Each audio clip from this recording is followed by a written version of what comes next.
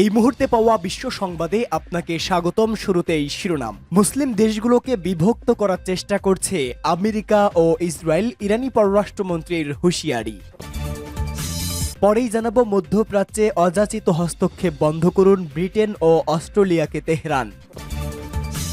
এদিকে বাশার আল আসাদ পরবর্তী সিরিয়া নিয়ে যে সিদ্ধান্ত জানালেন এরদোয়ান। পরেই জানাবো ম্যাখো জেলেনস্কি বৈঠকে ইউক্রেনে বিদেশি সেনা মোতায়েন প্রসঙ্গ এবং সর্বশেষ জানাবো সিরিয়ায় আসাদকে ক্ষমতাচ্যুত করতে সশস্ত্র গোষ্ঠীগুলোকে শক্তিশালী করেছে আমেরিকা, ডেইলি টেলিগ্রাফের রিপোর্ট। এতক্ষণ শুনছিলেন সংবাদ শিরোনাম, এবারে বিস্তারিত। তবে তার আগে প্রতিদিনের আপডেট আন্তর্জাতিক সংবাদ সবার আগে পেতে ভিডিওটিতে একটি লাইক দিয়ে চ্যানেলটি সাবস্ক্রাইব করার অনুরোধ রইল। মুসলিম দেশগুলোকে বিভক্ত করার চেষ্টা করছে আমেরিকা ও ইসরায়েল। ইসলামী প্রজাতন্ত্র ইরানের পররাষ্ট্রমন্ত্রী আব্বাস আরাকচি হুঁশিয়ারি উচ্চারণ করে বলেছেন, মধ্যপ্রাচ্যে ইহুদিবাদী ইসরায়েলের আধিপত্যকে আরও বিস্তৃত করার জন্য আমেরিকা ও দখলদার এই শক্তি মুসলিম দেশগুলোর মধ্যে দ্বিধা বিভক্তি বাড়িয়ে তোলার দীর্ঘমেয়াদী এক ষড়যন্ত্র বাস্তবায়নের চেষ্টা করছে। মিশরের রাজধানী কায়রো থেকে আল কাদ নেটওয়ার্কে দেওয়া এক সাক্ষাৎকারে তিনি কথা বলেন। উন্নয়নশীল মুসলিম দেশগুলোর সংগঠন D8 এর মন্ত্রী পর্যায়ের সম্মেলনে যোগ দিতে আব্বাস আরাকচি কায়রো সফর করেন। সাক্ষাৎকারে তিনি বলেন, মার্কিন সহায়তায় ইহুদিবাদী ইসরায়েল ফিলিস্তিনের অবরুদ্ধ গাজা উপত্যকা এবং লেবাননে যে হামলা চালাচ্ছে এবং সিরিয়ার সামরিক ও অর্থনৈতিক অবকাঠামোগুলো ধ্বংসের উৎসবে মেতেছে, তা থেকে প্রমাণ হয় পুরো মধ্যপ্রাচ্যের জন্য ইরান দফায় দফায় যে সতর্কবার্তা দিয়েছে তা সত্য ছিল। মন্ত্রী আরও বলেন, ইহুদিবাদী ইসরায়েল নিরন্তর প্রচেষ্টার মাধ্যমে পুরো মধ্যপ্রাচ্যকে বৃহত্তর যুদ্ধে জড়িয়ে দিতে চাইছে, কিন্তু ইসলামী প্রজাতন্ত্র ইরান তেল আবিবের এই যুদ্ধ উস্কানি মোকাবেলায় অত্যন্ত বুদ্ধিমত্তার সাথে কাজ করছে।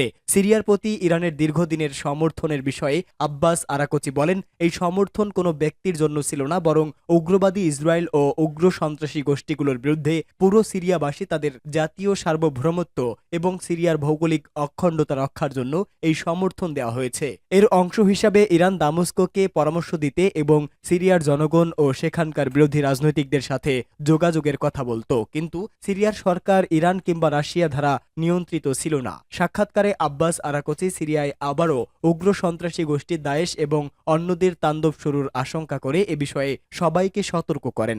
মধ্যপ্রাচ্যের অযাচিত হস্তক্ষেপ বন্ধ করুন ব্রিটেন ও অস্ট্রেলিয়াকে তেহরান। ইসলামী প্রজাতন্ত্র ইরানের পররাষ্ট্র মন্ত্রণালয়ের মুখপাত্র ইসমাইল বাকাই মধ্যপ্রাচ্যের দেশগুলোকে অযাচিত হস্তক্ষেপ বন্ধ করার জন্য ব্রিটেন এবং অস্ট্রেলিয়ার প্রতি আহ্বান জানিয়েছেন। তিনি বলেছেন, আন্তর্জাতিক আইন লঙ্ঘন করে মধ্যপ্রাচ্যের দেশগুলোতে এই দুটি দেশ যে হস্তক্ষেপ চালিয়ে যাচ্ছে তাদের সেই নীতিতে পরিবর্তন আনা উচিত। ইহুদিবাদী ইসরায়েলের বিরুদ্ধে ইরানের প্রতিশোধমূলক অভিযানের সমালোচনা করে সম্প্রতি অস্ট্রেলিয়া এবং ব্রিটেন যে বিবৃতি দিয়েছে তার জবাবে ইসমাইল বাকাই গতকাল একথা বলেন। তিনি বলেন, এ দুটি যে বিবৃতি দিয়েছে তা ভিত্তিহীন এবং অবাস্তব। প্রকৃত ঘটনার সাথে এর কোনো সম্পর্ক নেই। ব্রিটেন এবং অস্ট্রেলিয়ার এই বিবৃতিকে ইসমাইল বাকাই পক্ষপাতপূর্ণ বলে নিন্দা করেন। তিনি জোরালো ভাষায় বলেন, ইসলামী প্রজাতন্ত্র ইরান ইহুদিবাদী ইসরায়েলের বিরুদ্ধে যে 2 দফা সামরিক অভিযান চালিয়েছে তা আত্মরক্ষার জন্য বৈধ অধিকার ও জাতিসংঘ সনদ অনুসারেই করা হয়েছে। তিনি বলেন, সিরিয়ায় ইরানি দূতাবাসের কনসুলার বিভাগের উপর ইহুদিবাদী ইসরায়েলের হামলার পর ইরান অপারেশন ট্রু প্রমিস 1 এবং রাজধানী তেহরানে হামাস নেতা ইসমাইল হানিয়াকে হত্যার প্রতিশোধ হিসাবে ট্রু প্রমিস 2 অভিযান পরিচালনা করা হয়েছে। রাশিয়ার কাছে ইরান ব্যালিস্টিক ক্ষেপণাস্ত্র পাঠিয়েছে বলে অস্ট্রেলিয়া ও ব্রিটেন সহ পশ্চিমা দেশগুলো যে অভিযোগ করে আসছে তাও নাকচ করেন ইসমাইল বাকাই। ইসরায়েলের প্রতি আমেরিকা, ব্রিটেন ও অস্ট্রেলিয়ার অন্ধ সমর্থনের কথা উল্লেখ করে মুখপাত্র বলেন, অবরুদ্ধ গাজা উপত্যকায় দখলদার সামরিক বাহিনী যে হামলা চালিয়ে যাচ্ছে সে ব্যাপারে পাশ্চাত্যের এসব দেশকে জবাবদিহিতার আওতায় আনতে হবে।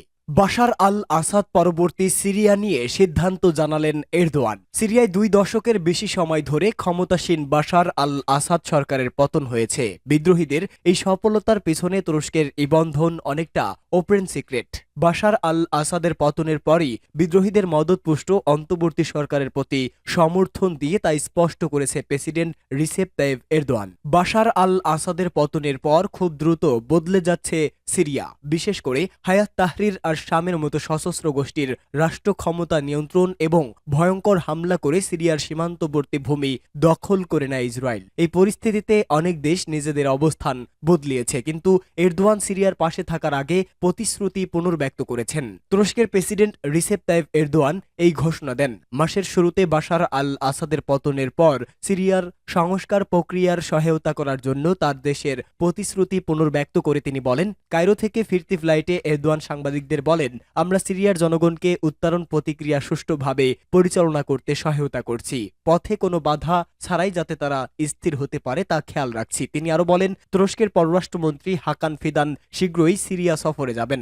দেশটিতে প্রতিষ্ঠিত নতুন কাঠামো নিয়ে কাজ করবেন তিনি। যদি সিরিয়া এই নতুন গঠনের মাধ্যমে সত্যিকারের একটি স্থিতিশীল কাঠামো প্রতিষ্ঠা করে, তবে এটি আমার দৃষ্টিতে ইসলামী বিশ্বে একটি শক্তিশালী অবস্থান সৃষ্টি করবে। এদিকে সরকারের পট পরিবর্তনের সুযোগে ইসরায়েল ছাড়াও বিভিন্ন দেশ ফায়দা লোটার চেষ্টা করছে। তুরস্ক কুর্দি বাহিনী নিশ্চিত করতে কোনো বাধা ছাড়াই সিরিয়ায় হামলা অব্যাহত রেখেছে, তেমনি অবস্থান সুসংহত করেছে যুক্তরাষ্ট্র। তুরস্কের সঙ্গে উত্তেজনার মধ্যেই সিরিয়ায় সেনা বাড়িয়েছে যুক্তরাষ্ট্র। দেশটির আগের তুলনায় সিরিয়ার সেনার সংখ্যা দ্বিগুণ করেছে। আল জাজিরার এক প্রতিবেদনে এই তথ্য জানানো হয়েছে। পেন্টাগন জানিয়েছে তারা গোপন সিরিয়ার গুরুত্বপূর্ণ উত্তর পূর্ব অঞ্চলে সেনার সংখ্যা বাড়িয়েছে। এতদিন সিরিয়ায় প্রায় 900 মার্কিন সেনা ছিল, এখন সে সংখ্যাটা 2000 হয়েছে বলেও জানিয়েছে পেন্টাগন। মার্কিন কর্মকর্তারা বলেছেন, বিদ্রোহীদের অভিযান শুরুর আগেই যুক্তরাষ্ট্র সেনার সংখ্যা দ্বিগুণ করেছে, তবে ঠিক কবে সেনা বাড়ানো হয়েছে তা নিয়ে কিছুই জানায়নি ওয়াশিংটন। ম্যাখো জেলোনস্কি বৈঠকে ইউক্রেনে বিদেশি সেনা মোতায়েন প্রসঙ্গ। ইউক্রেনের পশ্চিমা জোটের সেনা মোতায়েন নিয়ে ফরাসি প্রেসিডেন্ট ইমালিয়ন ম্যাখোর সঙ্গে আলোচনা করেছে ইউক্রেনের প্রেসিডেন্ট ভলোদিমির জেলোনস্কি। বৈঠকে ইউরোপীয় সেনা যুদ্ধক্ষেত্রে পাঠানো নিয়ে দুই নেতা পর্যালোচনা করেন। চলতি বছরের শুরুতে ইউক্রেনে পশ্চিমা সেনা মোতায়েনের প্রস্তাব দিয়েছে ম্যাখো, তবে তার এই প্রস্তাবের বিরোধিতা করে ইউরোপের অন্যান্য দেশ। মূলত যুদ্ধের তীব্রতা আরও না বাড়ানোর উদ্দেশ্যে এমন প্রস্তাবে সম্মত হয়নি কেউ।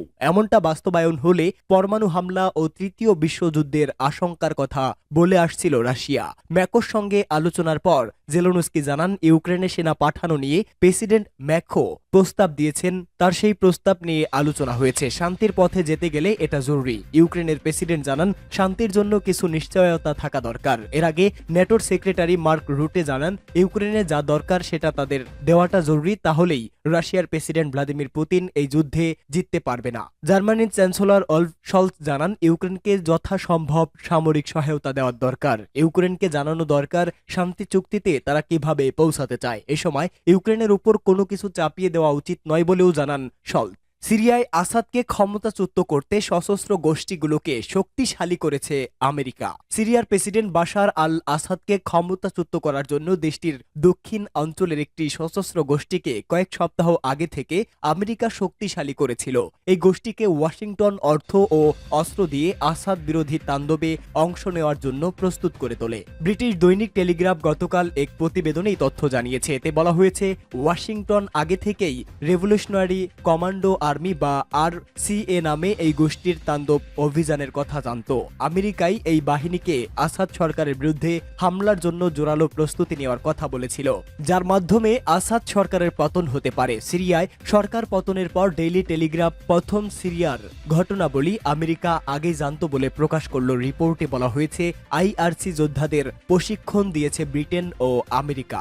গত 8 ডিসেম্বর বাশার আল আসাদের পতনের আগে তাদেরকে আমেরিকার স্পেশাল ফোর্সের পক্ষ থেকে জানানো হয় যে এখনই তোমাদের সময়। RCA কমান্ডার বাশার আল আসাদ মাসাদানি জানিয়েছে, 8 ডিসেম্বরের কয়েক সপ্তাহ আগে তাদের অভিযানের প্রক্রিয়া শুরু হয় এবং তাদের সমস্ত শীর্ষ পর্যায়ের কমান্ডারকে মার্কিন ঘাঁটি আল তানফে আমেরিকার সেনা কমান্ডাররা ব্রিফ করেন। সিরিয়ার পালমিরা শহরের উপকণ্ঠ থেকে মাসাদানি টেলিগ্রাফকে বলেন, মার্কিনিরা তাদেরকে বলেননি কিভাবে এসব ঘটবে, শুধু বলা হয়েছে যে সবকিছু বদলে যাওয়ার কাছাকাছি। এটাই তোমাদের সুযোগ, হয় আসাদের পতন হবে অথবা তোমাদের পতন হবে। কিন্তু তারা বলেননি কখন এবং কোথায়, তারা শুধু বলেছেন প্রস্তুত থাকো।